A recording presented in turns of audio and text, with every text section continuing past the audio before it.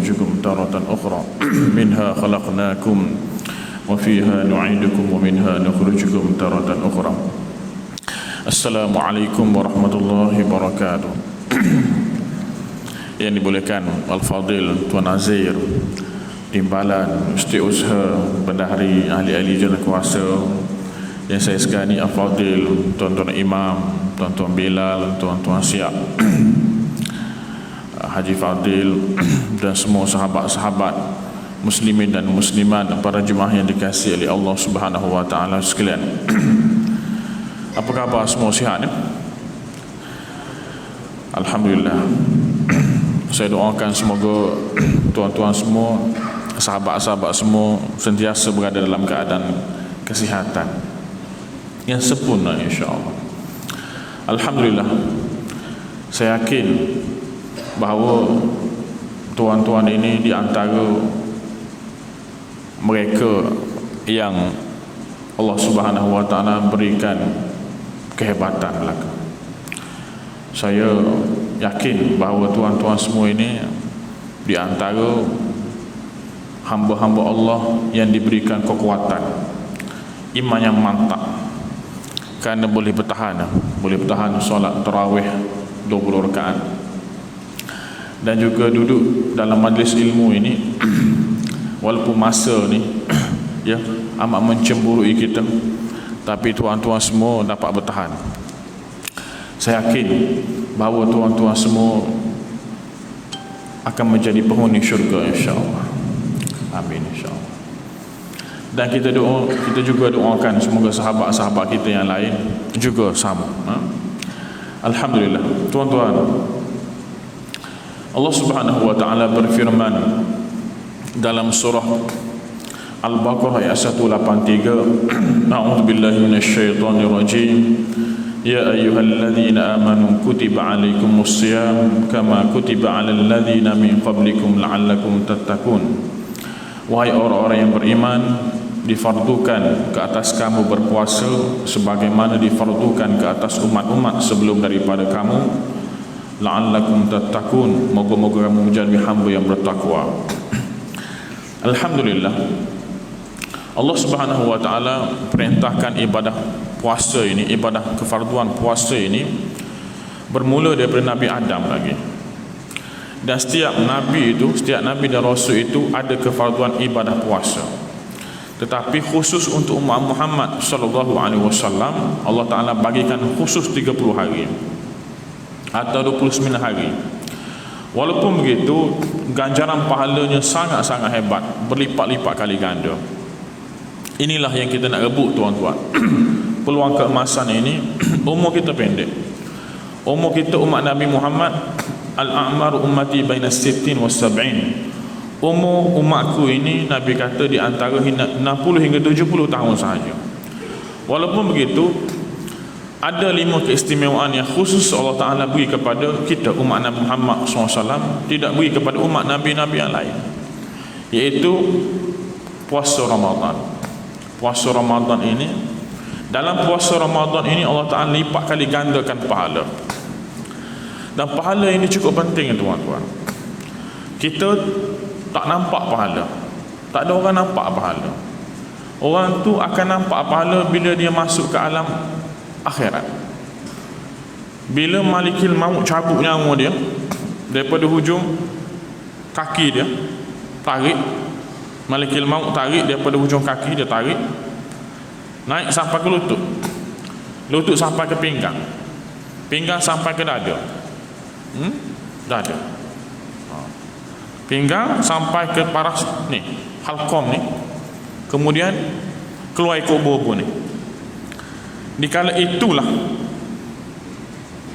jenazahnya akan diusung masuk ke dalam liang lahat.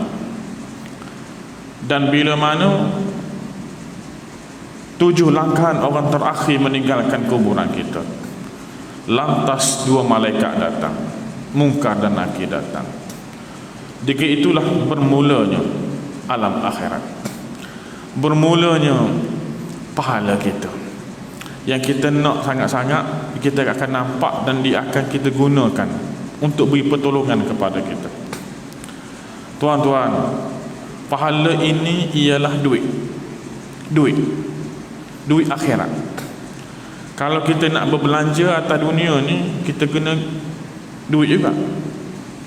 Kalau kita kat Malaysia ni, kita guna ringgit. Kalau kita ke Jepun, kita guna yen. Kita Thailand, kita guna baht. Indonesia, kita guna rupiah. Di Kemboja, kita guna rail. Di Kemboja, negara miskin tu pun ada nilai mata wang namanya rail. Tapi bukan rail kereta api, tuan-tuan. Rail. Setiap negara ada nilai mata wang. Apatah lagi dunia dengan akhirat. Nilai mata wang akhirat namanya pahala. As-sawab. Dalam bahasa Arab sebut al-ajru as-sawab. Pahala inilah yang kita akan gunakan bila kita masuk ke alam akhirat. Alam akhirat itu bermula dengan alam barzakh. Alam barzakh itu ialah rentetan awal kepada alam akhirat. Di ketika mana jasad kita diusung masuk ke dalam liang lahat, bila mana 7 langkahan orang terakhir Nabi kata meninggalkan kuburan kita, lantas 2 malaikat datang untuk nak mulakan sesi soal jawab. Di ketika itulah kita akan gunakan pahala kita. Dalam kitab Tamihul Ghafilin menceritakan bila 2 malaikat datang dari arah kepala. 2 malaikat datang dari arah kepala tu, tanda hormat kepada kita. Tapi tak boleh masuk dekat. Tak boleh masuk dekat, kerana dihalang oleh amalan kita yang jaga di kepala.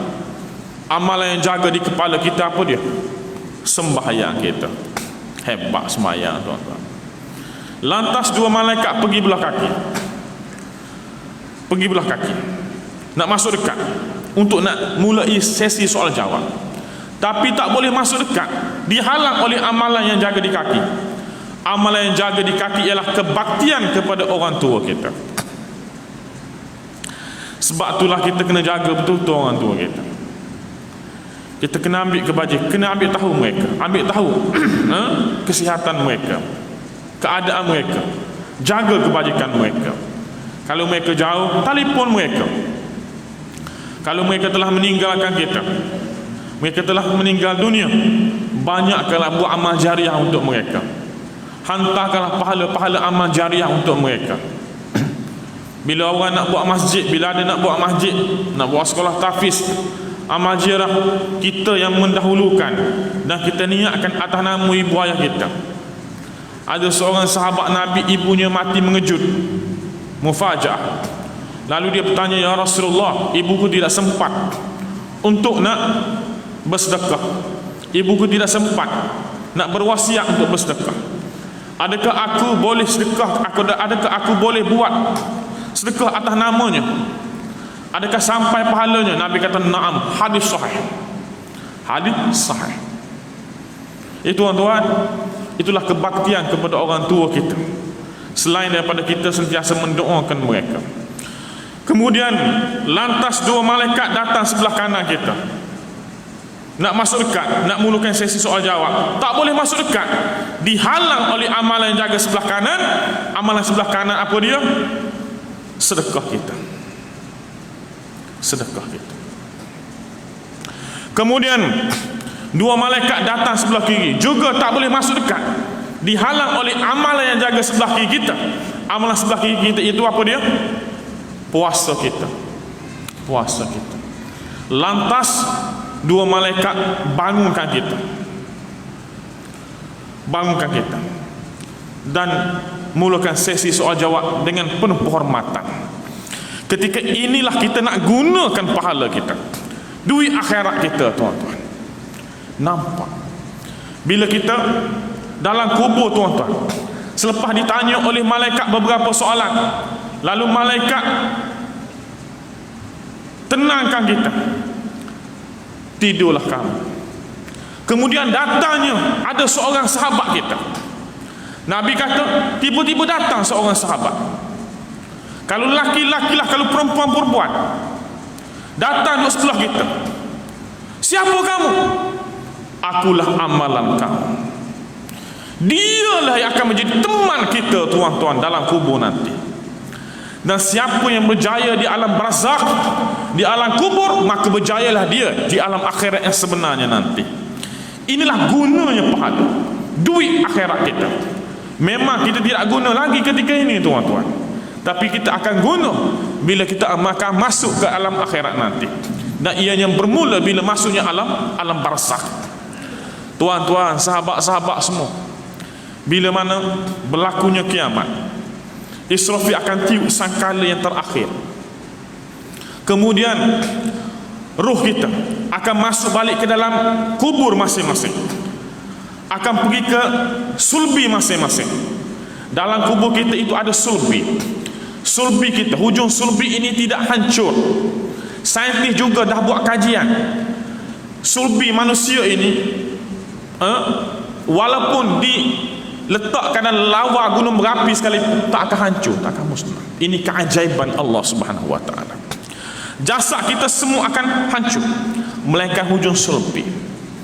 Bila Israfil tiup sangkala yang terakhir, ruh yang diletakkan dalam sangkala itu keluar dan akan mula masuk ke dalam kubur masing-masing, mencari sulbi masing-masing. Di ketika itulah jasad kita akan terbentuk balik. Ada ulama kata jasad kita akan terbentuk seperti mana keadaan kita meninggal dunia. Kalau orang tua umur 70 lah. Kalau orang tua umur 15 tahun lah. Kalau orang tua umur 30 tahun lah. Dan satu pendapat lagi ulama kata jasad kita akan terbentuk ikut alam akhirat. Saiz tinggi Nabi Adam alaihissalam dan umur Nabi Isa alaihissalam. Nabi Adam tingginya 60 hasta dan umur Nabi Isa 33 tahun atau 35 tahun. Tuan-tuan, bila kita dibangkitkan daripada kubur kita, kita akan berjalan menuju kepada mahsyar. Di ketika itulah kita ingin menggunakan pahala kita. Inilah yang dibacakan oleh imam tadi dalam doa yang terakhir tadi, tahta liwa'i sayyidina Muhammad sallallahu alaihi wasallam. Bila mana kita bangun berdiri dalam keadaan telanjang, semua kita akan dibangkitkan dalam keadaan telanjang daripada kubur kita. Jangan bimbang tuan-tuan, ketika itu tidak ada siapa-siapa yang ada rasa malu. Kenapa? Setiap mata kita yang bila mana bangun daripada kubur kita, walaupun dalam keadaan telanjang, mata kita semua akan memandang ke langit. Tidak ada seorang pun matanya memandang ke bawah. Satu saat pun takkan ada mata yang memandang ke bawah. Sebaliknya semua mata-mata memandang ke langit. Kenapa? Kerana takjubnya dengan hari kiamat. Di ketika itu ada api yang akan menghalau kita kepada mahsyar. Dan ada malaikat yang menyuruh kita, menghalau kita kepada mahsyar.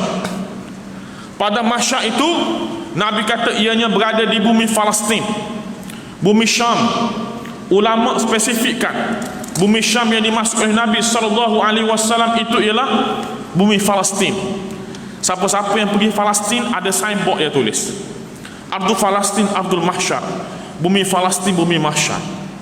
Ingat tuan-tuan, di akhirat kan nanti, di alam akhirat nanti kita juga akan berada di bumi yang sama, bumi ini. Cuma bumi ini namanya alam akhirat, sekarang ini alam dunia. Tapi bumi yang sama, bumi yang sama. Kita semua akan berjalan menuju kepada mahsyar. Di sini juga kita ingin menggunakan pahala amalan kita. Di sinilah kita nak berjalan bersama-sama Nabi kita Muhammad sallallahu alaihi wasallam. Kita nak bersama dengan sebarisan Nabi kita Muhammad sallallahu alaihi wasallam tahta liwa'i sayyidina Muhammad sallallahu alaihi wasallam. Dan bila mana tuan-tuan kita berada di padang mahsyar, di ketika itulah juga kita akan gunakan juga pahala amalan kita.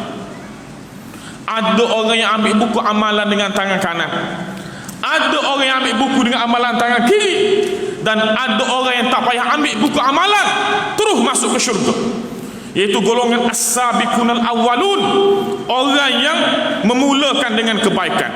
Bila diajak disuruh untuk buat benda baik, dialah orang yang mula-mula nak buat benda baik. Bila ajak disuruh untuk datang semayang, dialah orang yang awal-awal datang semayang berjemaah.